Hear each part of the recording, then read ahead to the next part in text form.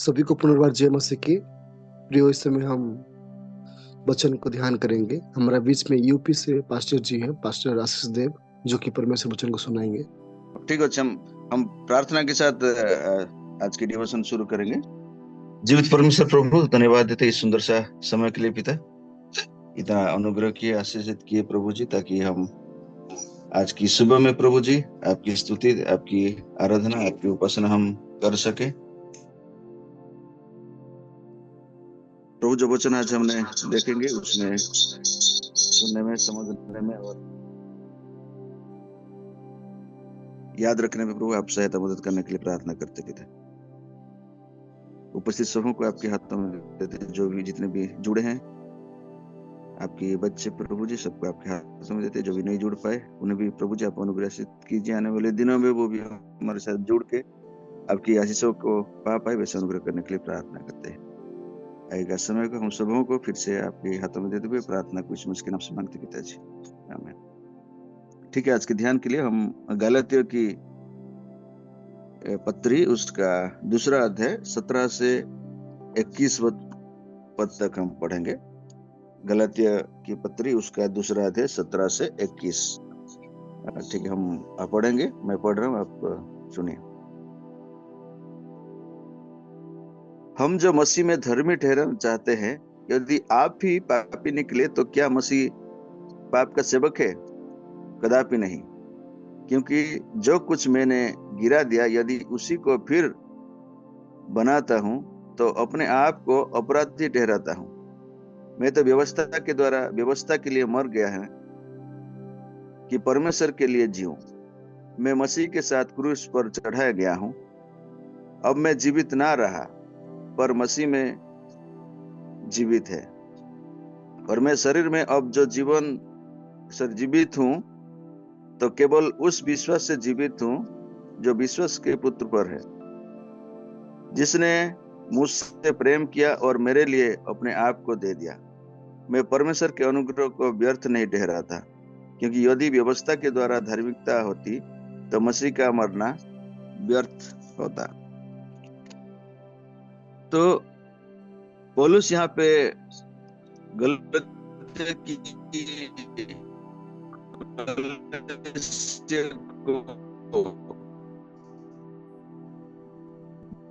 गलातिया में, मतलब ये जो समय था, ये जो दौर था, अगर हम देखेंगे तो कलीसिया की जन्म का शुरुआत था। मतलब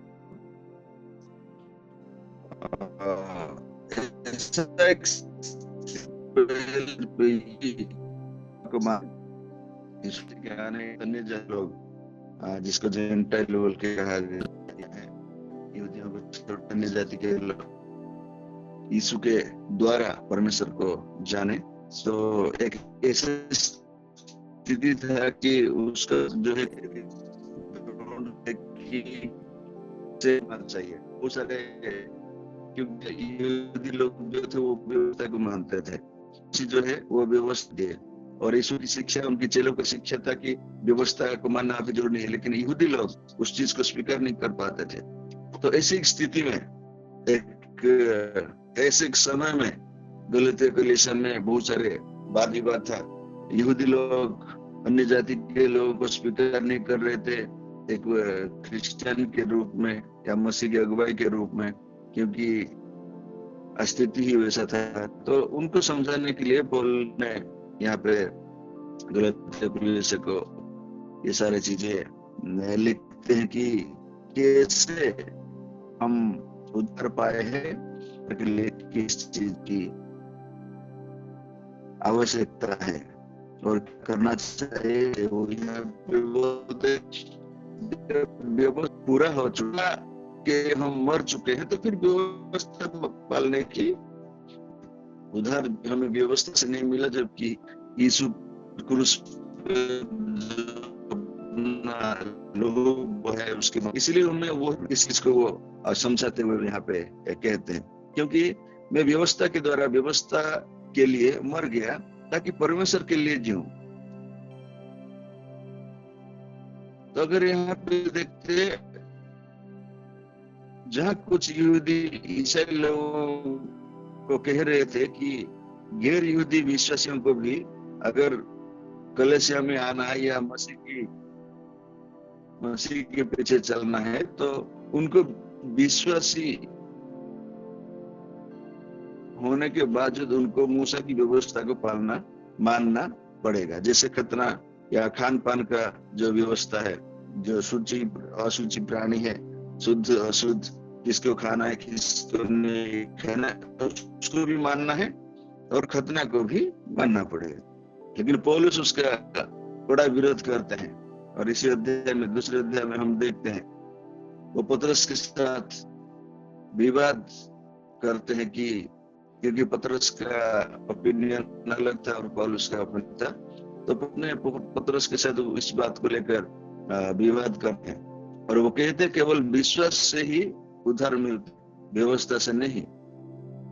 तो व्यवस्था के द्वारा व्यवस्था के लिए मर गया ताकि परमेश्वर के लिए जियो। अगर व्यवस्था ने मुझे पापी ठहराया, क्योंकि अगर व्यवस्था के अनुसार देखेंगे तो कोई भी पूरी तरह से व्यवस्था नहीं मान सकता है, वो कितना भी बड़ा धार्मिक हो, कितना भी बड़ा धर्म गुरु हो, व्यवस्था को पूरी तरह से मानना इतना आसान नहीं है। अगर और व्यवस्था के माध्यम से हम देखते, अगर एक भी अगर व्यवस्था हम नहीं मानते, मतलब पूरी व्यवस्था मानने का कोई मतलब नहीं है। इसलिए यहाँ पे कहता कि व्यवस्था के लिए हम मर चुके हैं और व्यवस्था हमारे लिए मर चुका है। जैसे वचन कहता है The wages of sin is death, पाप का जो वेतन है वो मृत्यु है। तो पाप की जो सजा मृत्यु है, वो तो मृत्यु हमारा हो चुका है, क्योंकि जब क्रूस पे यीशु मरा तो हम यीशु के साथ क्रूस पे मर गए। हमारे पाप की वजह से यीशु ऑलरेडी मर चुके हैं। अब मैं व्यवस्था के दास नहीं बल्कि परमेश्वर का पुत्र हूं। जो व्यवस्था था उसी का सजा या उसी के लिए यीशु मसीह को मरना पड़ा। उदाहरण के लिए जैसे कोई कर्जदार कर्ज के बोझ से मर जाता है, लेकिन कहीं उसका कर्ज चुका दे तो वो स्वतंत्र है। वैसे ही मसीह ने हमारा कर्ज को चुका दिया है, जो कानूनी कर्ज था उसको मसीह ने चुकाया है। फिर पौलुस 20 वचन में कहते, मैं मसीह के साथ क्रूस पर चढ़ाया गया हूं, मसीह मुझ में जीवित है। जब मसीह क्रूस पर मरा तो मेरा जो पुराना स्वभाव है, जो पाप का स्वभाव है, वो भी मसीह के साथ या यीशु के साथ क्रूस पे मर गया। अब हमारे अंदर, मेरे अंदर, आपके अंदर जो जीवन है या जो जीता है वो हम नहीं बल्कि मसीह हमारे अंदर जीता है। तो उनकी शक्ति, उनकी प्रेम, उनकी पवित्रता से हम जीते हैं। इसलिए हमारे फैसले, हमारे बोलचाल, हमारे काम सब मसीह के द्वारा होना चाहिए। जैसे एक पेड़ की जड़ें मिट्टी से जीवन लेती है, वैसे हमें भी मसीह से जीवन मिलता है। जब ये जीवन ही मसीह से मिलता है तो हमारा बोलचाल, हमारा फैसले, हमारा कार्य, हर एक चीज मसीह के अनुसार होना चाहिए। फिर आगे पौलुस लिखते हैं, जो जीवन में अब देह में जीता हूं उसे विश्वास के द्वारा जीता हूं। मतलब ये जीवन अपना नहीं है, क्योंकि हमारा जो जीवन है वो मसीह के साथ क्रूस पे मर गया है और हमारे अंदर जो जीवन है वो मसीह का जीवन है। तो इसी विश्वास के साथ हमें मसीह के लिए जीना है और मसीह के प्रेम हमारे अंदर रखना है। तो इसको अगर हम देखते हैं तो हमें हर दिन सुबह उठ के प्रभु से प्रार्थना करना है कि प्रभु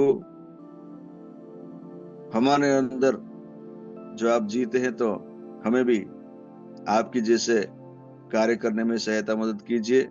आपकी धैर्य, आपकी प्रेम, आपकी क्षमा हमें दिखाएं ताकि हम भी लोगों को आप ही के जैसे प्रेम कर पाए, आप ही के जैसे धैर्य से हम रह पाए और आप ही के जैसे सबको क्षमा दे पाए। 21वां वचन जब देखते हैं, परमेश्वर की कृपा को व्यर्थ नहीं ठहरा था। मतलब यदि हम कहे कि उद्धार व्यवस्था से या व्यवस्था के पालन से मिलता है तो मसीह के क्रूस बेकार है। लेकिन उद्धार केवल अनुग्रह से विश्वास के द्वारा मिलता है, बाय ग्रेस थ्रू फेथ। तो लोग अच्छे काम से अच्छे काम करते हैं क्योंकि स्वर्ग कमाए, लेकिन हमें वैसे नहीं करना है, क्योंकि अच्छे काम करने से कोई स्वर्ग नहीं जा सकता है। अगर अच्छे काम करने से स्वर्ग मिलता तो मसीह का बलिदान बेकार है, या हम मसीह के बलिदान का अपमान करते हैं। इसलिए व्यवस्था से उद्धार नहीं, बल्कि मसीह के क्रूस और विश्वास से उद्धार मिलता है। जब हम कानून के गुलाम नहीं, बल्कि परमेश्वर के पुत्र और वारिस है, इसलिए हमें कानून, या फिर कानून, जब मैं यहाँ पे कानून कहता है उसका मतलब व्यवस्था है। तो जब हम व्यवस्था के गुलाम नहीं है तो उसको पालने की हमें जरूरत नहीं, क्योंकि उसको तो यीशु मसीह ने पूरा कर दिए हैं, उसको मानने की जरूरत नहीं।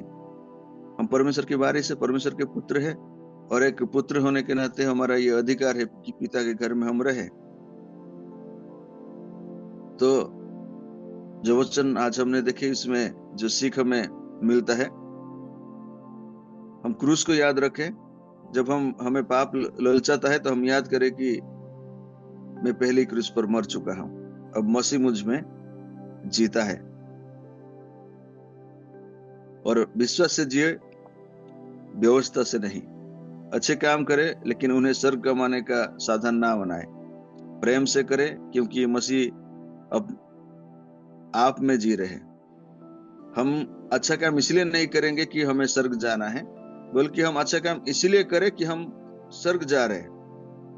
हमें उद्धार मिला है, इसलिए हम अच्छा काम करेंगे। हमें उद्धार मिलने के लिए हम अच्छा काम नहीं करेंगे। और दूसरों को बताए, यदि कहीं कहे ईसाई बनने के लिए पहले संस्कार और नियम करो, तो पौलुस की तरह कहे नहीं, केवल मसीह का क्रूस काफी है। और जब मसीह हमारे अंदर जीवित है, हम मसीह के साथ क्रूस पे चढ़ गए, तो हमारे स्वभाव भी मसीह के जैसे होना चाहिए। जब हम सुबह उठते हैं तो हम परमेश्वर से प्रार्थना करें, प्रभु आज मेरे अंदर तू जी। और दिन में हम परमेश्वर से के हर निर्णय मसीह के निर्णय के अनुसार हमारा रहे। और रात में सोने से पहले हम परमेश्वर की धन्यवाद दे कि आपकी कोई कृपा की वजह से हम बचे हुए हैं, ना कि हमारे पुण्य की वजह से। हम कोई ऐसे पुण्य नहीं करते कि हम उसी वजह से हम जिंदा है, बल्कि ये पूरी तरह से परमेश्वर की अनुग्रह है कि हम जिंदा है। तो ईसाई जीवन एक नया जन्म है। यहाँ पुराना मनुष्य मर चुका है और मसीह नया जीवन देते हैं। तो ये स्वतंत्रता जो मसीह में है, वो स्वतंत्रता जीवन जीते, एक दासत्व के जीवन नहीं जी रहे। तो ये सारी चीजें पौलुस गलतियों की कलीसिया को बताना चाहता है। वैसे ही इस वचन के आधार पर हम एक व्यक्ति के बारे में देखेंगे जिनका नाम है फ्रैंक डब्ल्यू बरेहम या फ्रैंक विलियम बरेहम। एक प्रसिद्ध बैप्टिस्ट उपदेशक, लेखक और निबंधकार थे, जिन्हें न्यूजीलैंड, ऑस्ट्रेलिया और इंग्लैंड में विशेष रूप से जाना जाता है। उनका जन्म 3 मार्च 1871 को इंग्लैंड के टनब्रिज, वेल्स में हुआ था, जो फ्रैंक प्रशियन युद्ध के अंत के ठीक समय था। वे अपने परिवार में सबसे बड़े पुत्र थे। उनके पिता फ्रांसिस बरेहम एक सॉलिटरी क्लर्क थे और माँ फेनी उसर एक धार्मिक महिला थे। जब मैं इनके बारे में खोज कर रहा था तो बहुत सारे लोगों का मानना ये था कि हर एक विश्वासियों को, हर एक बिलीवर को इनके बारे में जानना चाहिए। उनका जीवन एक वैसा एक प्रेरणादायक जीवन है। बचपन से ही फ्रैंक को एक ईसाई मूल्यों में पाला गया और वे जीवन तथा साहसिक पुस्तकों के प्रति आकर्षित हो गए। मतलब जो बायोग्राफिक्स और साहसिक पुस्तकें, उसके प्रति वो आग्रह थे। 14 वर्ष की आयु तक वे स्कूल गए। उसके बाद स्थानीय स्कूल में शिक्षक के रूप में काम किए। 1884 में एक दुर्घटना में उनकी दाहिना पैर खो दिए, जिसके कारण जीवन भर उन्हें छड़ी का या लकड़ी का सहारा लेना पड़ा। 17 वर्ष की आयु में वे लंदन चले गए, जहां उन्होंने ईसाई धर्म में परिवर्तन स्वीकार किया। उन्होंने चार्ल्स स्पर्जन के पादरी कॉलेज में प्रवेश लिया, जो स्पर्जन द्वारा व्यक्तिगत रूप से चुने गए अंतिम छात्रों में से एक थे। हम में से बहुत सारे लोग चार्ल्स स्पर्जन को जानते नहीं, उनकी किताबें हमने पढ़े हैं, बहुत सारे रेफरेंस उनका हमने जानते, तो उस तरह से हम जानते। तो उनकी जो कुछ चुनिंदे अंतिम छात्रों में से फ्रैंक डब्ल्यू बरहम भी एक थे। 1895 में, मतलब 1895 में वे न्यूजीलैंड के मस्तियल बैप्टिस्ट चर्च में पहले सेवक बने। वहां उन्होंने अपनी प्रेमिका एस्टेला मार मेरी कोटी, जिन्हें स्टेला कहा जाता था, 1896 में विवाह किया।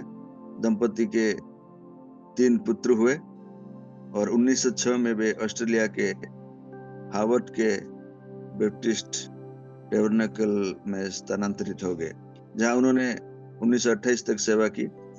सेवानिवृत्ति के द्वारा बाद वे लेखन और उपदेश पर केंद्रित रहे। 1928 में उन्होंने कनाडा में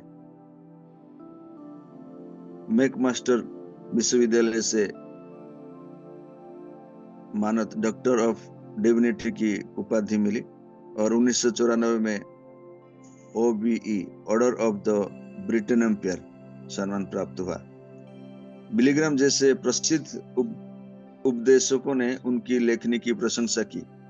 उनका निधन 18 मई 1959 मेलबर्न विक्टोरिया में 88 वर्ष की आयु में हुआ। बरहम एक प्रखर लेखक थे। उन्होंने 55 से अधिक पुस्तकें लिखी, जिनमें धार्मिक निबंध, जीवनी और उपदेश शामिल है। उनकी कुछ प्रमुख रचनाएं the luggage of life, mountain in the mist, mushrooms on the moor, eaves of everlasting और the man who saved Gandhi. उन्होंने हार्वर्ड मर्करी अखबार के लिए 47 वर्ष तक साप्ताहिक 3000 से अधिक संपादकीय लिखे, जो दैनिक जीवन की समस्याओं और पर आधारित थे। उनके पुस्तकों को अधिक से अधिक 10 लाख प्रक्रिया बिकी और वे ऑस्ट्रेलिया के सर्वाधिक बिकने वाले लेखकों में से एक थे। बरहम की शैली सरल, आकर्षक और दैनिक घटनाओं से प्रेरित थी, जिसमें वे बाइबल की शिक्षा को साहसिक संदर्भ जैसे चार्ल्स डिकेंस या हेनरी लॉसन से जोड़ते थे। तो बहुत कुछ चीजें हम इनके जीवन से हमें सीख मिलता है। उनमें से कुछ चीजें, हम 4 चीजें हम देखेंगे क्या उनके जीवन से हम सीखते हैं। फ्रैंक बरहम का जीवन हमें कोई व्यवहारिक सबक सिखाता है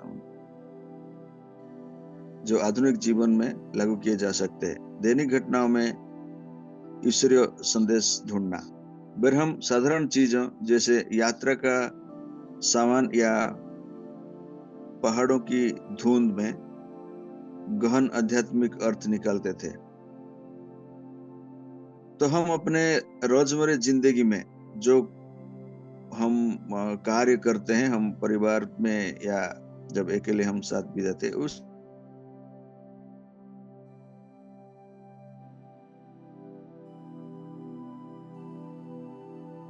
चाय पीते हुए हम बाइबल की एक आयत पर चिंतन करें। और दूसरा, पीड़ा को शक्ति में बदलना। बचपन की दुर्घटना के बावजूद उन्होंने कभी हार नहीं मानी और लाखों लोगों की प्रेरित किए।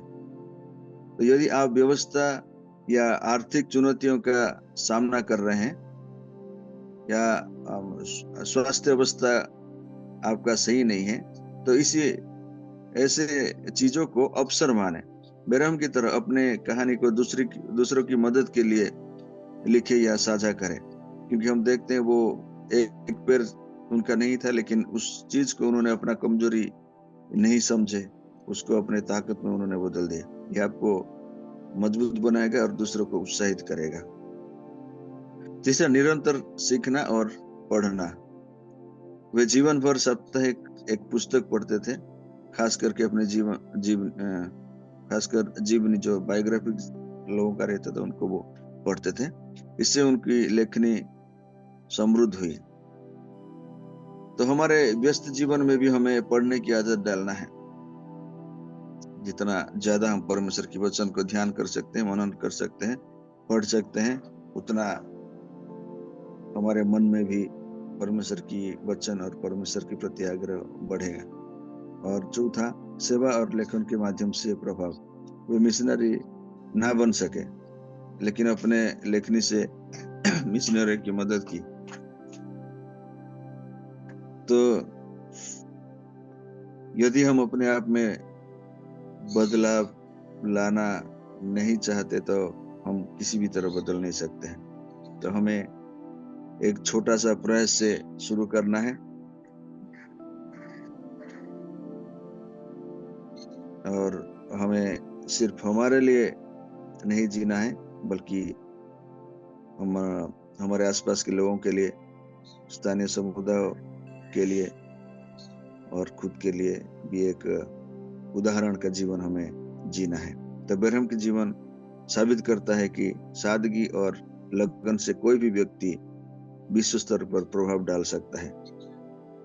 उनकी जी पुस्तकें आज भी उपलब्ध है, उन्हें पढ़कर बहुत सारे लोग बहुत सारी चीजें सीखते हैं, और उनके जीवन से हम बहुत सारे प्रेरणाएं लोग लेते हैं, और हमें भी उनके जीवन की कुछ चीजें हमें अपने जीवन में भी लागू करना है। भले ही शारीरिक रूप से वो कंप्लीट नहीं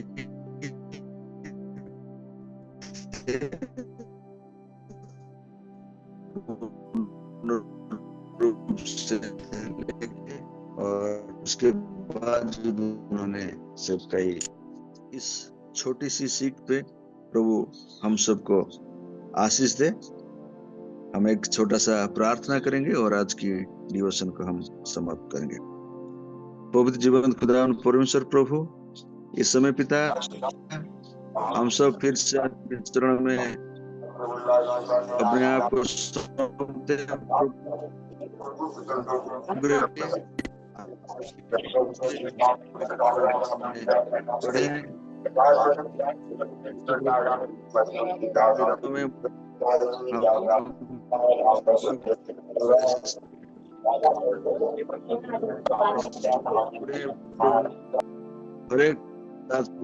रहिए, और जो नहीं जुड़ पाए प्रभु, उन्हें भी आप आने वाले दिनों में आपकी उपस्थिति में लाइए, ताकि आपकी आशीषों को वो पा पाए और आपकी इच्छा के अनुसार जीवन बिता पाए। आज का आगे का पूर्ण समय को आपके हाथों में देते हैं प्रभु। हम जो भी कार्य करेंगे आपकी इच्छा के अनुसार, आपकी योजना के अनुसार हम कर पाए, वैसे अनुग्रह करने के लिए प्रार्थना करते हैं। आगे का संपूर्ण समय को हम सबों को फिर एक बार आपके हाथों में देते हुए प्रार्थना के नाम से मांगते पिताजी, आमीन।